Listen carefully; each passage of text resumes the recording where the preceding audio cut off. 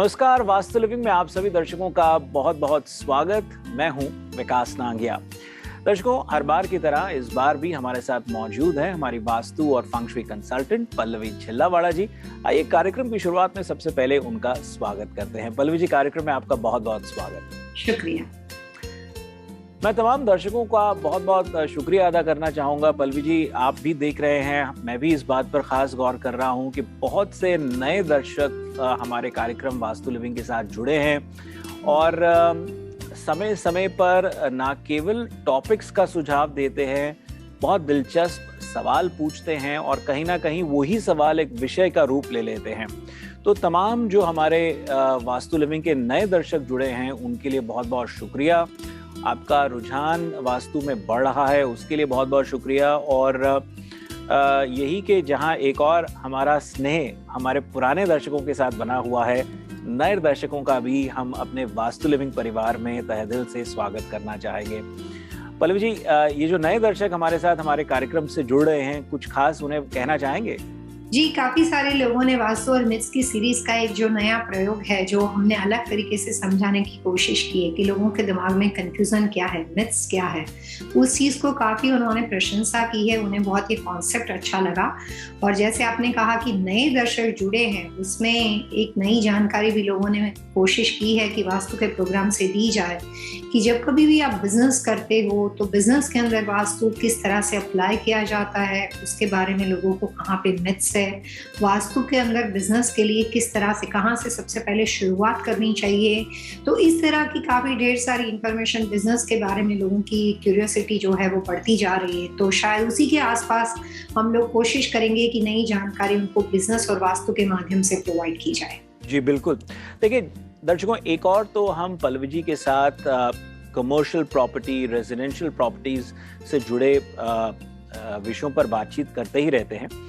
आज हमारी वास्तु और मिथ सीरीज के तहत हम पल्लवी जी से बातचीत करेंगे vastu, myths and business partnerships के ऊपर।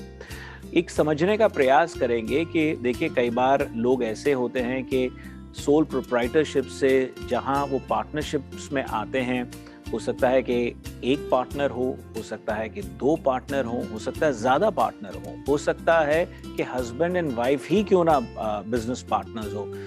इनका वास्तु से किस तरह से संबंध है, ये पल्लवी जी से बेहतर तरीके से समझने का प्रयास करेंगे। पल्लवी जी, विषय के बारे में क्या कहेंगे? Vastu, myths and business partnerships.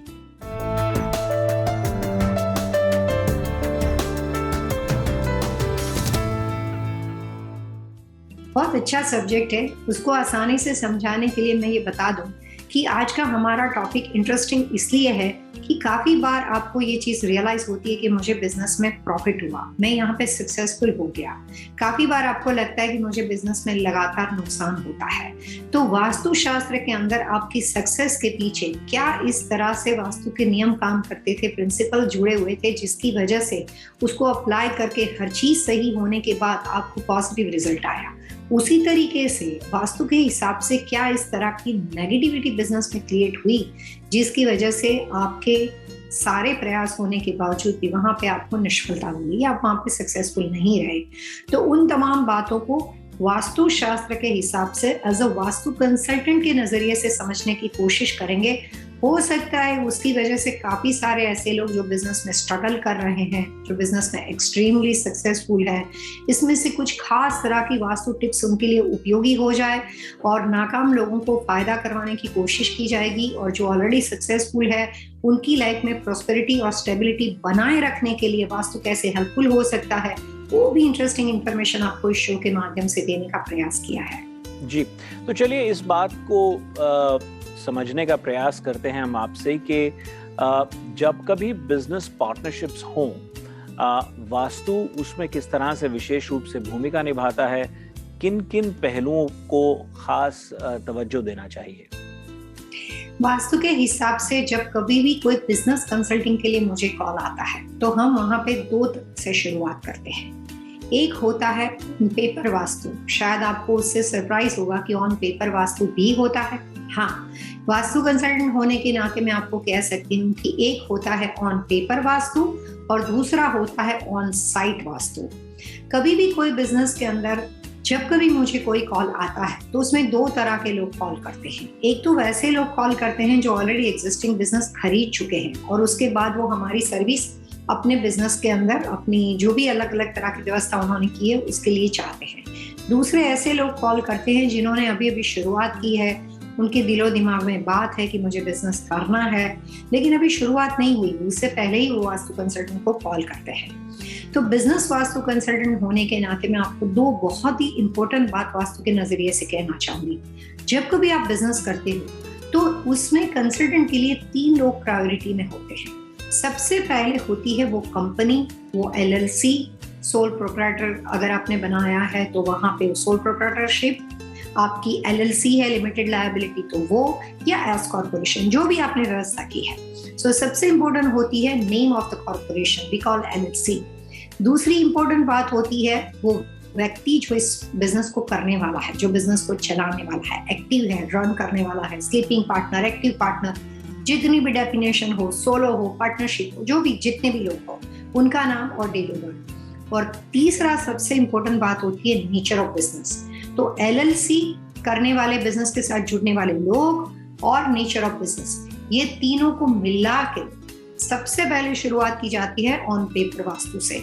तो जितनी भी बार वास्तु कंसल्टिंग के लिए मुझे कॉल आता है, कभी कोई ज्वेलरी स्टोर वाले कॉल करते हैं, कभी कोई गैस स्टेशन, कई बार tobacco store, liquor store, restaurant business, hotel motel, different type के नेचर ऑफ बिजनेस के लोग हमें कॉल करते हैं। मेडिकल बिल्डिंग के साथ जुड़े हुए लोग काफी अलग अलग। तो हम सबसे पहले ये उनसे कहते हैं कि भैया आपकी कॉर्पोरेशन क्या है, नेम ऑफ द कॉर्पोरेशन जो इस बिजनेस को रन करता है उसका नाम क्या है। तो वहां पे हुआ उसका नाम, बिजनेस की शुरुआत, वो शायद आप उसको डेट ऑफ बर्थ बोल सकते हो कंपनी की।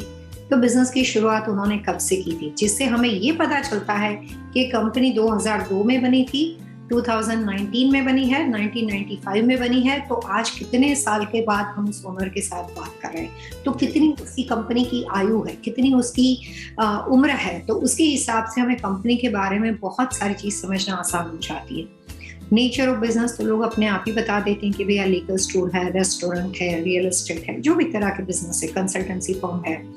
और उसी के साथ साथ जो पार्टनरशिप में अगर एक से ज्यादा लोग हो, पति पत्नी, माता पिता, और वो एक्टिव ना हो, बच्चों के नाम यूज किए वो आते ना हो, ब्रदर सिस्टर, फैमिली के बाहर पार्टनर, दोस्तों के साथ पार्टनरशिप की है, तो जितने लोगों से उन्होंने पार्टनरशिप की है सबका नाम और डेट ऑफ बर्थ। आज का प्रोग्राम खास सभी के लिए इसलिए है क्योंकि बिजनेस एंड वास्तु के बारे में आपने काफी सारी बातें सुनी है, लेकिन on paper business and vastu के बारे में शायद हम आपको इस प्रोग्राम में बहुत ही डिफरेंट टिप्स भी देने वाले हैं और काफी अलग अलग तरह की जानकारी भी देने वाले हैं। जी दर्शकों, वास्तु लिविंग में वक्त तो चला है एक छोटे से ब्रेक का। ब्रेक के उस पार पल्लवी जी से हम आज के विषय पर बातचीत को और आगे बढ़ाएंगे। आप बने रहिए हमारे साथ।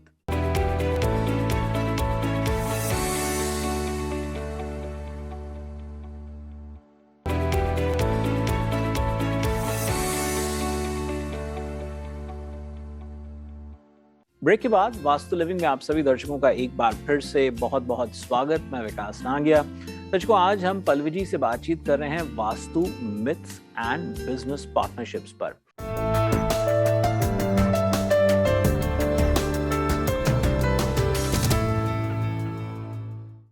पल्लवी जी, कार्यक्रम में आपका फिर से स्वागत। यहाँ ब्रेक से पहले जो आपने बड़ी अच्छे तरीके से, दिलचस्प तरीके से समझा रहे थे, उसी को मैं आगे और एक सवाल की तरह आपके पास रख रहा हूं। जब लोग आपको नेचर ऑफ बिजनेस की बात बताते हैं और फिर ये डिसाइड होता है कि एक पार्टनर होने वाला है, मतलब ओनर के साथ, यानी कि 2 लोग होंगे पार्टनरशिप में, या 3 या 4, ये कॉम्बिनेशन किस तरह से, यानी कि नेचर ऑफ बिजनेस और नंबर ऑफ पार्टनर्स और वास्तु, ये तीनों किस तरह से एक दूसरे के साथ कार्यरत हैं, ये थोड़ा समझना चाहूंगा। एंड आई एम श्योर हमारे दर्शक भी ये जानना चाहेंगे कि भाई इन तीनों का आपस में कॉम्बिनेशन किस तरह से है।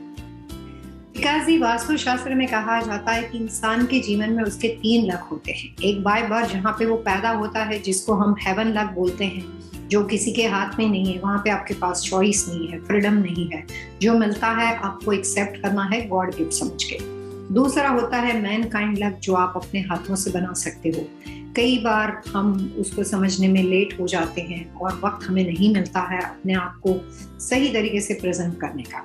तीसरा होता है अर्थ लक। यही एक लक ईश्वर ने इंसान के हाथ में दिया है, जो अपनी मर्जी के हिसाब से अर्थ लक की तकदीर को वो बना सकता है। जिसको आप घर का वास्तु कह दो, बिजनेस का वास्तु कह दो, पार्टनरशिप का सिलेक्शन कह दो, नेचर ऑफ बिजनेस के हिसाब से बनने वाली कोई भी चीज कह लो, या लीज बिल्डिंग हो, खुद की बिल्डिंग हो, लेकिन ये एक अर्थ लक को लेकर इंसान अपने जीवन की पूरी कंप्लीटली जो उसकी जर्नी होती है उसके दौरान यही एक लक ईश्वर ने उसके हाथ में दिया है, जिससे वो खुद कर सकता है। जिसको आप ये कह सकते हो कि मेरे हाथों की जो रेखाएं हैं जिससे मैंने अपनी तकदीर बनाई, लेकिन तकदीर होती क्या है? आपने अपना कोई फैमिली और परिवार और जो गॉड गिफ्ट जो आपका अर्थ बर्थ हेवन लक था उसको तो आप चेंज नहीं कर पाए, लेकिन जो अर्थ लक है जिसके अंदर इस यूनिवर्स के ऊपर रहकर आपने अपने लिए जो भी साम्राज्य बनाना है वो आप अपने मैनकाइंड लक यानी कि अपने मेहनत से अपने अर्थ लक को मिला के बना सकते हो। अब यहाँ पे बात आती है कि जब हम कोई बिजनेस करते हैं तो कई बार हमारी सोलो शुरुआत होती है। सोलो शुरुआत तो बहुत ही आसानी से समझ में आती है कि उस व्यक्ति ने, कोई भी एक व्यक्ति ने अपना बिजनेस शुरू किया। सपोज एग्जाम्पल, किसी विनोद पटेल ने लिकर स्टोर को ओपन कर दिया। विनोद पटेल का लिकर स्टोर चल पड़ा तो उसको लगेगा कि यार मैं तो बहुत ज्यादा स्टोर बना सकता हूँ, मुझे फायदा होता है। उसके बाद सेम पर्सन, सेम व्यक्ति जिसने एक में से 3 स्टोर खड़े कर दिए, तीसरा स्टोर बनने के बाद उसको लगा कि किसी और को पार्टनरशिप में लेता हूँ। उन्होंने कुछ पार्टनर्स को ऐड किया, फ्रेंड्स हो सकते थे, दूसरे लोग हो सकते थे परिवार के, और वहां पे होने के बाद दूसरा 2 स्टोर ओपन कर दिए, 3 के 5 बन गए। लेकिन उसके बाद उन्होंने लगा कि फिर एक पार्टनर को लेता हूँ। फिर उन्होंने जब उसके बाद एक स्टोर ओपन किया, सम रीजन कुछ ऐसा हुआ कि सब कुछ चला गया। अब ये इस तरह की बातें, इस तरह की छोटी छोटी चीजें अपनी जीवन के दरमियान हम आसपास काफी घरों में देखते हैं। एक क्लाइंट ने 15 मॉडल कर दी, एक ने 15 होटल कर दी, और वहां पे आने के बाद एक सफोकेशन शुरू हो गई और बैंकरप्सी फाइल करने वाली नौबत आ गई और सब कुछ वहां पे डिस्टर्ब होने वाला है। तो शुरुआत से आदमी को ये सोचना चाहिए कि जब आपने पहली, दूसरी और इतनी लंबी जर्नी की तब तक आप सेम थे, आपके ग्रह सेम थे, आपका टेवा, आपके हॉरोस्कोप सेम थे, आपका एक्सपीरियंस जैसे जैसे बिजनेस करके आगे बढ़ते गए वैसे वैसे आपका अनुभव तो बढ़ता गया, ज्यादा वेल एक्सपीरियंस हो गए। तो आमतौर पे देखा जाए तो एक मुकाम पे आने के बाद आप तो एक्सट्रीमली अचीवमेंट के लिए, सक्सेसफुल बनने के लिए कैपेबल हो गए, as a degree, as a education, as a experience और अनुभव। जबकि होता उल्टा है। कई बार ऐसा होता है कि हम वहां पे करते करते उस सब्जेक्ट को चेंज करके किसी और बिजनेस में जंप कर देते हैं। कई बार ऐसा होता है कि हम एक्सट्रीम लेवल पे पहुंचने के बाद जो है उसको भी लूज कर देते हैं। तो इस तरह की बातें हम जो सुनते हैं उसके पीछे वास्तुशास्त्र क्या कहता है। कॉम्बिनेशन की बात अभी आपने थोड़ी देर पहले की थी। कॉम्बिनेशन का मतलब होता है कि एक घर में एक लड़के की शादी होती है, जब उसकी बहू आती है तो हिंदू रिलीजन के हिसाब से हम कहते हैं कि लड़की बहुत ही शुभ कदम से आपके घर पे आई है और जिसकी वजह से आपकी लाइफ सुखी हो गई है। ये हम हस्बैंड के बारे में भी कह सकते हैं। अब वो दोनों पति पत्नी अच्छी पार्टनरशिप में एक दूसरे के साथ लाइफ पार्टनर बन के मिलते हैं, फिर बच्चे होते हैं, फैमिली आगे बढ़ती है, लोग सक्सेसफुल होते हैं। लेकिन ये सब चीजें ज्यादातर हम अपने घर, परिवार, अपनी निजी लाइफ के ऊपर उपयोगी समझते हैं और हमें ये लगता है कि चलो लड़के को अच्छी लड़की मिली, लड़की को अच्छा लड़का मिला और लाइफ पार्टनर अच्छा है, लाइफ सक्सेसफुल रहेगी। बिजनेस में भी कुछ ऐसा ही होता है। लाइफ पार्टनर हो या बिजनेस पार्टनर हो, जब कभी आप किसी के साथ जुड़ते हो, जिस वक्त जुड़ते हो उस वक्त यानी कि उस वक्त का समय जिसके साथ आपने ऑन पेपर पार्टनरशिप की है, 2 लोगों का कॉम्बिनेशन और नेचर ऑफ बिजनेस, ये 3 अगर एक दूसरे के साथ मेलजोल खाते हैं, 3 एक दूसरे के साथ सपोर्टिंग है और फायदेमंद है, तब जाके वो पार्टनरशिप लंबे अरसे तक रहती है। जैसे एक शादी सक्सेसफुल तब होती है जब 2 लाइफ पार्टनर का कॉम्बिनेशन सही होता है। बिल्कुल एग्जैक्टली सेम उसी तरीके से पार्टनरशिप का बिजनेस तभी सक्सेसफुल होता है जब उस व्यक्ति जो दोनों साथ में मिले थे, दोनों बिजनेस पार्टनर, लेकिन यहाँ पे कुछ लोग और हैं। Nature of business also very important, कि किस तरह के बिजनेस के साथ आप काम कर रहे हो। तो आपका कॉम्बिनेशन, नेचर ऑफ बिजनेस का कॉम्बिनेशन और जो ये बिजनेस के साथ आपको मिलाने वाला, एक आपको एक करने वाला, जैसे पति पत्नी के रिलेशनशिप में शादी उसको जोड़ने वाला, रिश्ते को बनाने वाला एक हिस्सा होता है, वैसे बिजनेस पार्टनरशिप के अंदर 2 पार्टनर को इकट्ठा करने वाली कोई LLC होती है, एस कॉर्पोरेशन होता है और any kind of like business corporation होता है। तो वो मिला के जब एक एम्पायर खड़ा होता है तब उसमें काफी सारी चीजें वास्तु कंसल्टेंट एनालिसिस करते हैं। अगर बन चुका है तो हम करेक्शन करते हैं, और साथ में मैं ये बता दूं कि ऐसा गलती से भी नहीं सोचिएगा कि अगर आपकी कंपनी बन चुकी है और आप बाद में वास्तु करवाओगे तो हम सारी एलएलसी को उल्टा पुल्टा कर देंगे या आपके पार्टनरशिप को बिखेर देंगे। ऐसा बिल्कुल नहीं होता है। हम भी यहाँ पे काम करते हैं तो हमें आज के माहौल में आज की जो रिक्वायरमेंट होती है, एलएलसी कितनी डिफिकल्ट होती है, पार्टनरशिप के बारे में किस तरह से लोगों को किस तरह से इम्पोर्टेंट उसका क्या होता है ऑन पेपर, वो सबकी जानकारी है। सारे नियम और लीगल चीजों को ध्यान में रखकर जो आप कर सको वैसे ही उपाय दिए जाते हैं। जहाँ पे नई शुरुआत है उनके लिए तो सोने पे सुहागा है, क्योंकि आपने कुछ बनाया ही नहीं है, हमारे पास फ्रीडम ही फ्रीडम है। तो हम अपने हिसाब से जो पार्टनरशिप कॉम्बिनेशन आप देते हो, ऑप्शन मैं बोलूंगी सबसे पहले ऑप्शन दिया जाता है। सुबह सुबह में मुझे एक क्लाइंट जो कि अभी अटलांटा के अंदर एक होटल ले रहे हैं, उन्होंने मेरे को 4-5 लोग भेज दिए और बोला कि पहले भी हमें नया कंस्ट्रक्शन करके होटल बनानी है। तो मैंने कहा रियल एस्टेट आपका है? तो उन्होंने कहा नहीं, रियल एस्टेट किसी और का है, मैं उनके साथ जुड़ता हूँ, साथ में मिलकर होटल बनाएंगे। तो यहाँ पे उन्होंने 2 तरह से एलएलसी बनाने के लिए वास्तु कंसल्टेंट के तौर पे मुझे काम दिया। एक रियल एस्टेट एलएलसी, क्योंकि वहाँ पे जमीन के अंदर भी वो अपना नाम डालने वाले हैं, वो ऑलरेडी दूसरे क्लाइंट परचेस कर चुके हैं, तो पैसे देने पड़ेंगे, तो हमारी रियल एस्टेट की एलएलसी बनेगी। उसके ऊपर एक दूसरी कंपनी एलएलसी बनेगी जो उस जगह को डेवलप करेगी और वो होटल बनाएगी और वहाँ पे बिजनेस रन करेगी। तो जिस तरह की सिचुएशन आपके पास हो, शुरू से मौका मिलता है, तो उस पार्टनर्स को ध्यान में रखकर हम आपको राइट कॉम्बिनेशन बनाने के लिए हेल्प करते हैं, जिसे वास्तु में ऑन पेपर वास्तु कहते हैं, जिसमें कंपनी लोगो, कंपनी की एलएलसी, उसकी शुरुआत कैसे होनी चाहिए, वेबसाइट कैसे डिजाइन की जाएगी, उसके बिजनेस कार्ड कैसे बनेंगे, कलर्स कैसे रहेंगे, बहुत सारी छोटी छोटी बातें आती हैं। बहुत ही खूबसूरत तरीके से पल्लवी जी आप जब बता रहे थे, मैंने आपको बिल्कुल रोकना मुनासिब नहीं समझा, क्योंकि एक एक चीज आपने किस तरह से अर्थ लक की बात करी, अलग अलग तरह के नेचर ऑफ बिजनेसेस की बात करी, लोग अपना बिजनेस एक लिकर स्टोर से दूसरा एक्सपैंड कैसे करते हैं, चौथे पांचवे में कितने पार्टनर्स बनते चले जाते हैं, लेटर हेड्स, बिजनेस कार्ड्स, ये सब आप समझा रहे थे। और मैं इसलिए नहीं आपको इंटरप्ट किया क्योंकि मैं समझता हूँ कि हमारी कम्युनिटी से देखिए अधिकांश लोग जो हैं, ये ठीक है कि डॉक्टर्स, इंजीनियर्स, आईटी के लोग हैं, लेकिन बहुत सारे, अगर बिजनेस कम्युनिटी की बात करूं तो बहुत सारे लोग होटल मोटेल ओनर्स हैं, लिकर स्टोर ओनर्स हैं, कन्वीनियंस स्टोर ओनर्स हैं।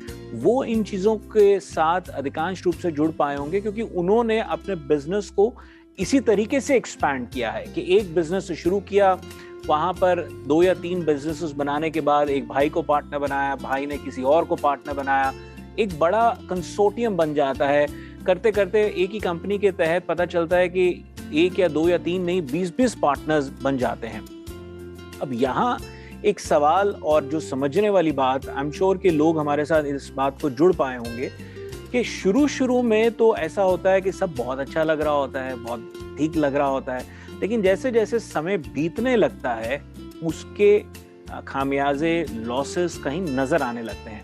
तो व्यक्ति हमेशा, पार्टनर्स आपस में इस बात में थोड़ा सा डाउट में आ जाते हैं कि यार शुरू में तो सब ठीक था, बाद में गड़बड़ होने लगी। तो एक तो ये कि जो कभी पार्टनरशिप्स गलत तरीके से हो जाती हैं, वास्तु दोष होने लगते हैं, तो उनका प्रभाव कितने समय के बाद नजर आता है। अब जो लोग जो पार्टनरशिप्स में ऑलरेडी हैं और कंफ्यूजन्स चल रही हैं पार्टनर्स में, वो क्या करें? तो 2 सवाल एक साथ मैंने आपसे पूछ लिए कि एग्जिस्टिंग पार्टनरशिप्स में जहां कंफ्यूजन्स हैं वो लोग क्या करें, और किस तरह के वास्तु दोष कितने समय के बाद नई बिजनेस पार्टनरशिप्स में आ सकती हैं नजर। विकास जी, मैं इतना कहना चाहूंगी एज अ वास्तु कंसल्टेंट होने के नाते कि बिजनेस में एक्स्ट्रा ऑर्डिनरी सक्सेसफुल होने की वजह भी पार्टनरशिप होती है। और पूरी जिंदगी में बिजनेस को कंप्लीटली डिस्ट्रॉय करने के है, मतलब कि पूरा सब कुछ अगर आपके हाथों से चला जाता है और ऑल ओवर आप सब कुछ लूज कर देते हो, उसकी वजह भी पार्टनरशिप होती है। जी, तो मतलब ये क्लियर हो जाता है कि पार्टनरशिप्स सवार भी सकती हैं और बिखेर भी सकती हैं। 100%, बहुत अच्छे से आपने बताई बात। आपने काफी लोगों के मुंह से सुना होगा कि मैंने अपना हॉरोस्कोप सभी को बताया, सब लोग बोलते हैं भैया आप कभी भी पार्टनरशिप नहीं करना। मेरे मिशिगन के क्लाइंट है जो कि फाइनेंस इंडस्ट्री में उनका बहुत बड़ा नाम है। अभी कुछ दिनों पहले मैंने उनका सारा बिजनेस जो है उनकी वाइफ के नाम पे कर दिया, बट वहां पे आसानी इसलिए थी क्योंकि सोलो बिजनेस था, वहाँ पे हमें किसी को जवाब नहीं देना था, हमें कोई रोक टोक नहीं थी। तो मैंने उनका जो बिजनेस था उनकी वाइफ के नाम पे ट्रांसफर करवा दिया और उसके बाद उन्होंने सब जगह पे उनकी वाइफ जो कंपनी सीईओ नहीं बन गई उसका उन्होंने प्रमोशन शुरू किया।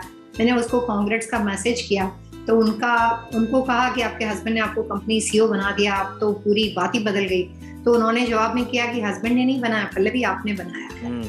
तो कई बार ऐसा होता है कि जो चीज के साथ आप जुड़े हो, जिस नेचर ऑफ बिजनेस के साथ आप जुड़े हो, जिस विषय के साथ, उस विषय के साथ हो सकता है कि शुरुआत आपने की है, फाउंडर आप हो, लेकिन आपके घर में कोई ऐसा सदस्य हो जिसको आपसे भी ज्यादा लेन, जैसे मैंने आपको फाइनेंस के बारे में बताया, जो व्यक्ति ने इस कंपनी की शुरुआत की थी उनकी डेट ऑफ बर्थ से उनका डायरेक्शन चार्ट ऐसा कहता था कि वो बहुत ज्यादा हार्डवर्क उस मेहनत के साथ उस कंपनी को चला रहे थे। उसको रोज सुबह में एम्प्लॉय के इशू, इसके इशू, बहुत सारे प्रॉब्लम्स फेस कर रहे थे, जबकि वो एक्स्ट्राऑर्डिनरी हार्डवर्क पर्सन थे। जब भी देखो वो दिन के अंदर 12 घंटा के बजाय 16, 17, 18 घंटा वो बंदा काम करता था। इतनी मेहनत करने के बाद अगर आप इतना अचीव करते हो तो भी वो नुकसान ही है, क्योंकि आपका रिटर्न इतना अच्छा नहीं है। तो यहाँ पे उनकी वाइफ के नाम पे रखने की खास वजह ये थी कि उनकी जो डेट ऑफ बर्थ, उनका जो डायरेक्शन चार्ट था वो ऐसा था जो फाइनेंस इंडस्ट्री के साथ रिलेटेड जो नेचर ऑफ बिजनेस शब्द हम यूज करते हैं उस विषय के साथ उनकी लेन देन थी।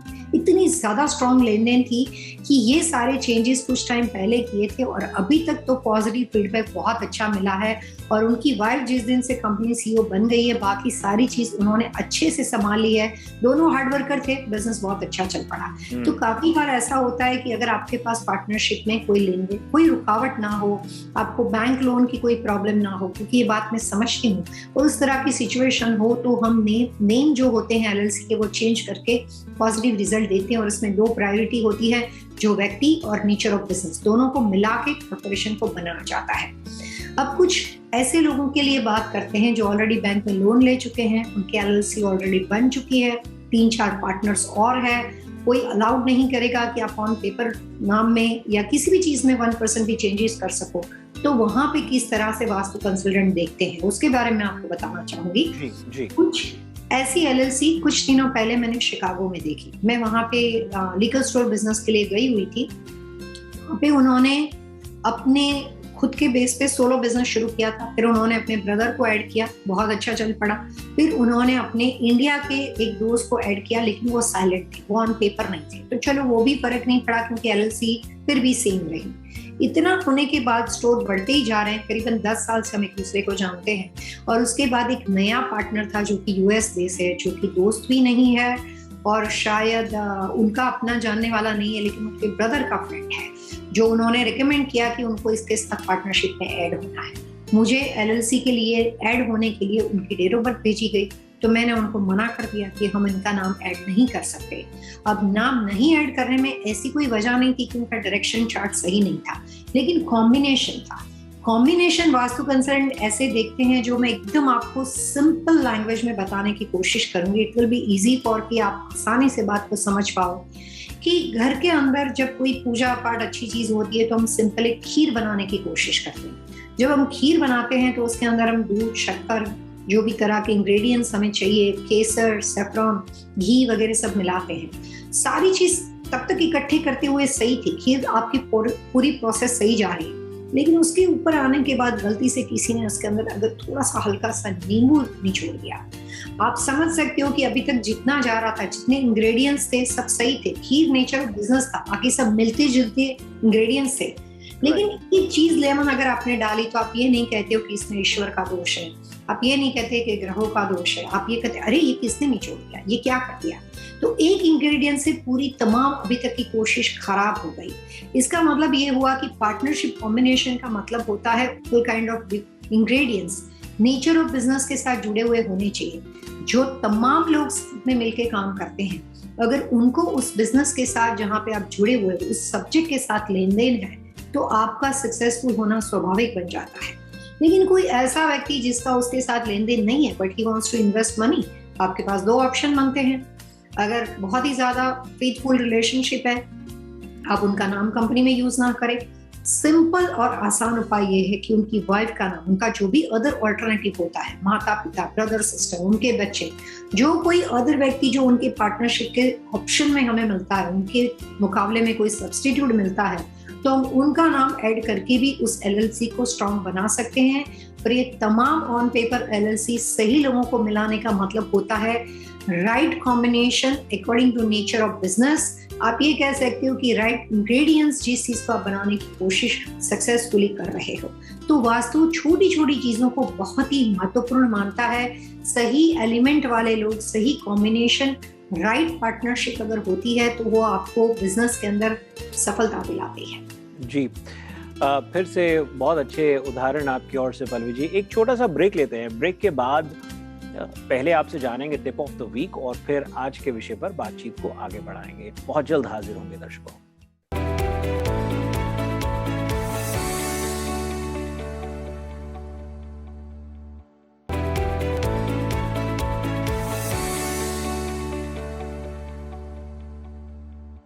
स्वागत आप सबका एक बार फिर से। आज हम पल्लवी जी से vastu myths and business partnerships विषय पर बातचीत कर रहे हैं।